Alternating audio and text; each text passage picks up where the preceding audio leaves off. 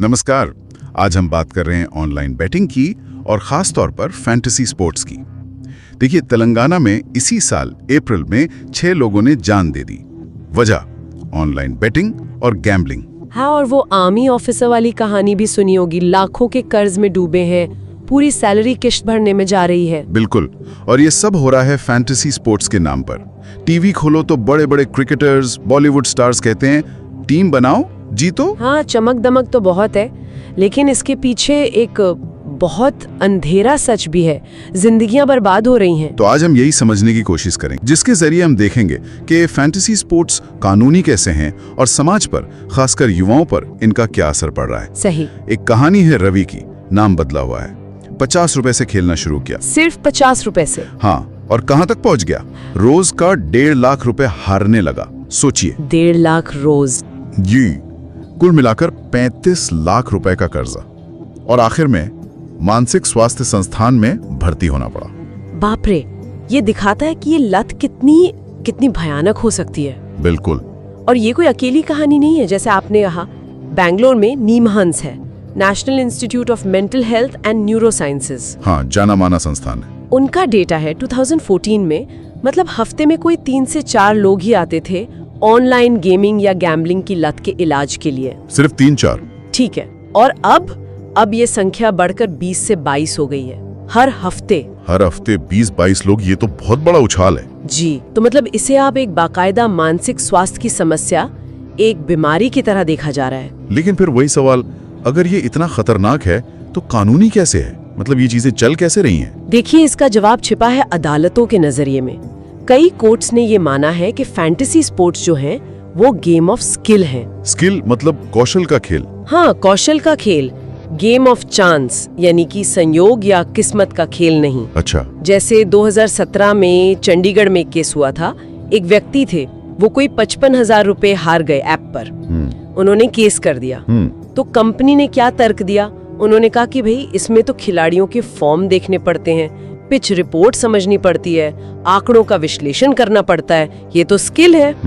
ये तर्क तो सुनने में ठीक लगता है। और कोर्ट ने उस केस में कंपनी की बात मान ली। लेकिन एक मिनट, क्या ये वाकई सिर्फ स्किल है? मान लीजिए मैंने सारी रिसर्च कर ली, बेस्ट टीम बना ली, मैच वाले दिन मेरा कैप्टन चोटिल हो गया या बारिश आ गई। हाँ बिल्कुल। इसमें मेरा स्किल कहाँ गया? ये तो चांस हो गया ना। सही कहा।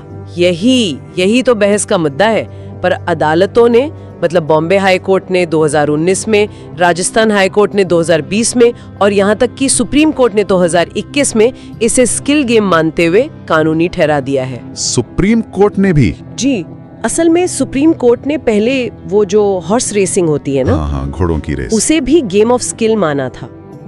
तो वो मानते हैं कि जैसे उसमें जॉकी की स्किल, घोड़े की ट्रेनिंग वगैरह मायने रखती है, वैसे ही यहाँ प्लेयर का ज्ञान। तो वही तर्क यहाँ भी इस्तेमाल हुआ।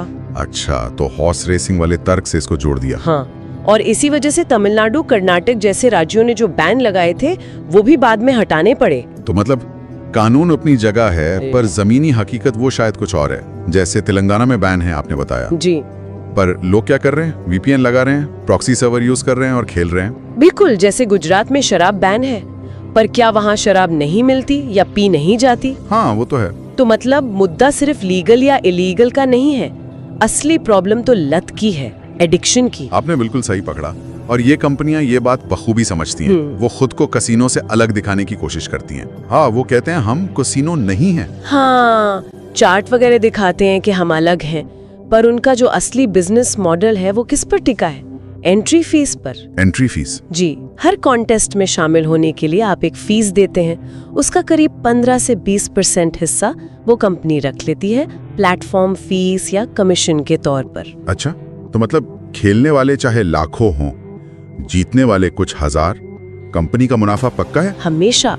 असली विनर हमेशा कंपनी होती है। तो फिर लोग हार कर भी खेलते क्यों रहते हैं?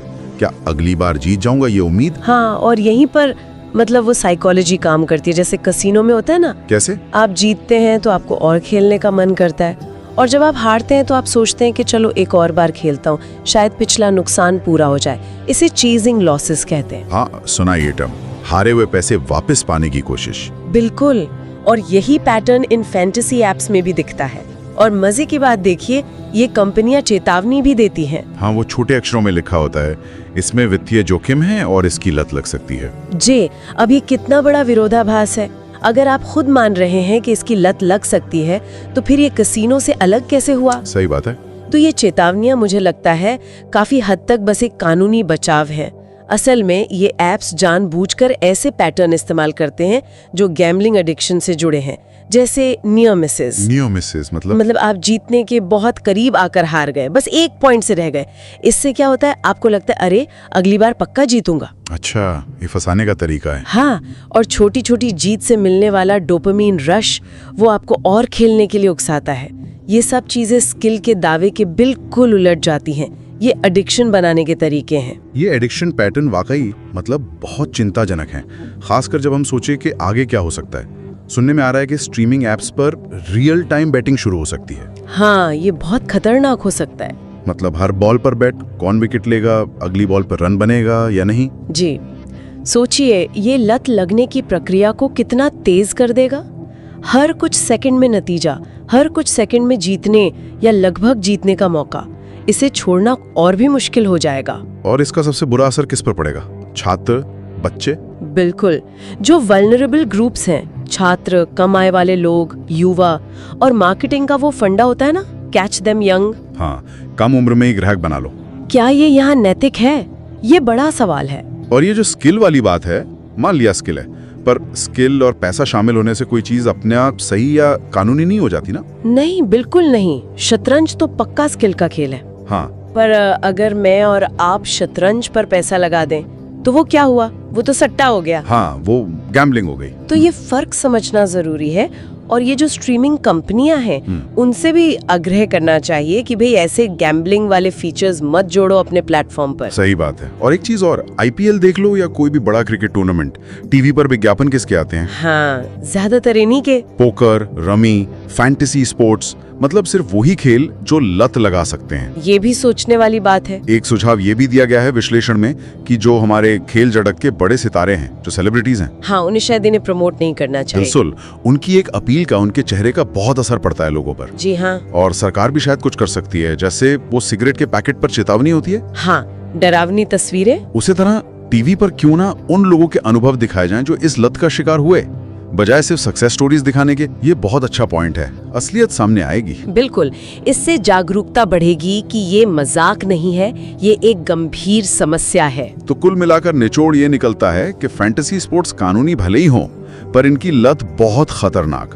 बहुत विनाशकारी हो सकती है। जी, और ये किसी को भी लग सकती है। ये मत सोचिए कि ये किसी और की कहानी है। हाँ, स्रोत का भी यही संदेश है आखिर में, कि जिम्मेदारी काफी हद तक हम पर, व्यक्तियों पर, परिवारों पर है कि हम खुद को और अपनों को सुरक्षित रखें। सही कहा। और हाँ, सेलिब्रिटीज को भी अपनी सामाजिक जिम्मेदारी समझनी चाहिए और ऐसे ऐप्स को बढ़ावा देने से बचना चाहिए। बिल्कुल। और हम अपने श्रोताओं के लिए एक सवाल छोड़ जाते हैं, सोचिएगा इस पर। ये जो आक्रामक प्रचार हो रहा है इन खेलों का, और दूसरी तरफ ये बढ़ती हुई लत की समस्या, इनके बीच संतुलन बनाने की जिम्मेदारी क्या सिर्फ हमारी और आपकी है, या फिर कंपनियों को, सेलिब्रिटीज को और सरकार को भी ज्यादा सक्रिय, ज्यादा जिम्मेदार भूमिका निभाने की जरूरत है?